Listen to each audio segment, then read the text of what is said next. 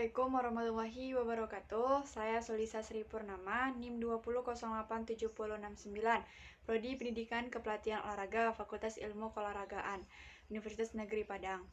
Baiklah, di sini saya akan memberikan contoh dari fase belajar, ciri-ciri umum dan khusus kemampuan fase belajar motorik level 1, dan struktur dasar gerakan dan implikasi dalam proses pembelajaran. Baiklah, kita masuk contoh yang pertama, yaitu fase belajar. Nah, di fase belajar ini kita misalkan yaitu pada umur berapakah seseorang individu dapat diberikan suatu bentuk latihan keterampilan motorik tertentu, pada umur berapakah individu mengalami kemajuan yang pesat dalam belajar motorik, dan pada umur berapakah seseorang mengalami fase stabilitas dan penurunan keterampilan motorik. Nah, yang masuk kita yang kedua, yaitu ciri-ciri umum dan khusus dan kemampuan fase belajar motorik level 1. Nah, yang pertama yaitu ciri-ciri umum fase belajar motorik. Baiklah, di sini saya akan mengambil contoh. Misalnya yaitu seorang guru penjas sekolah dasar harus mengajarkan handstand sesuai dengan kurikulum.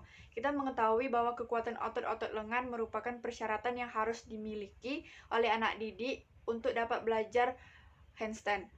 Seseorang yang berada pada fase belajar motorik tingkat pertama ini hanya mampu melaksanakan gerakan-gerakan yang dituntut bila situasi mendukung.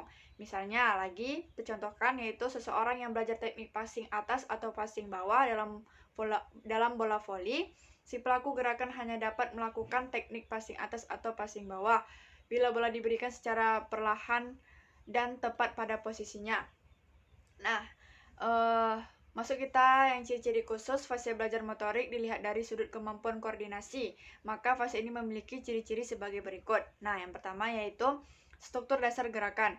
Misalnya dalam pelaksanaan gerakan lay up, langkah 3 pada permainan bola basket, struktur langkahnya sudah benar, tetapi pelaksanaan gerakan secara keseluruhan belum lancar. Misalnya langkah 3 dalam gerakan lay up yang dilaksanakan sering terhenti pada langkah 2, dan gerakan 3 langkah tersebut kadang-kadang berlebih menjadi 4 langkah, sehingga terlihatlah gerakan terputus-putus atau tertunda-tunda atau adanya gerakan-gerakan yang berlebihan. Nah, yang kedua yaitu irama gerakan. Contohnya yaitu misalnya dalam lari gawang. Pada lari gawang ini irama gerakan dapat terlihat nyata. Gerakan-gerakan yang dilakukan oleh individu yang belajar pada fase ini terlihat tertunda-tunda, terutama pada saat melompati gawang. Bahwa pada saat ingin melompat gawang, anak didik menghentikan gerakannya, dan irama gerakan yang belum terkoordinasi dengan baik dapat dilihat pada langkah yang belum teratur. Nah, yang ketiga yaitu hubungan gerakan.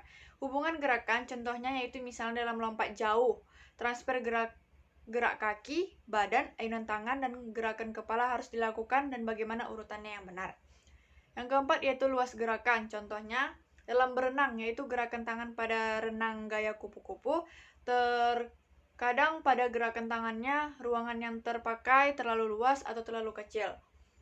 Nah, yang kelima yaitu kelancaran gerakan. Contohnya pada olahraga lompat jauh, misalnya antara gerakan awalan dan tolakan yang sering tersendat-sendat atau tertunda-tunda pada saat melakukan tolakan pada balok tumpuan.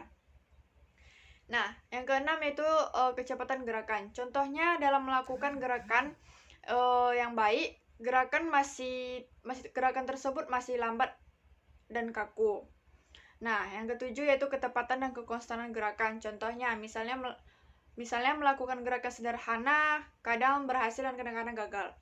Yang kedelapan yaitu bayangan gerakan. Contohnya bayangan yang gerakan yang tidak lengkap atau salah mengakibatkan program gerakan juga akan salah dan jelas gerakan pelaksanaannya pasti salah. Yang kesembilan yaitu program gerakan. Contohnya, program gerakan ini meliputi sistematika atau urutan gerakan, bentuk-bentuk gerakan, kekuatan dan kecepatan gerakan, pengaturan dan pengendalian gerakan, pemberian impuls tenaga kepada otot-otot yang bekerja dalam pelaksanaan gerakan yang dilakukan. Nah, yang terakhir yaitu implikasi fase belajar motorik. Nah, contohnya yaitu untuk menguasai handstand, persyaratan yang dituntut adalah kekuatan otot lengan. Bila kekuatan otot lengan belum dimiliki oleh seorang peserta didik, maka tugas utama seorang guru adalah membentuk kekuatan otot lengannya. Nah, sekian contoh yang dapat saya berikan terhadap 3 materi tersebut. Apabila ada salah kata, saya minta maaf. Saya akhiri dengan wassalamualaikum warahmatullahi wabarakatuh.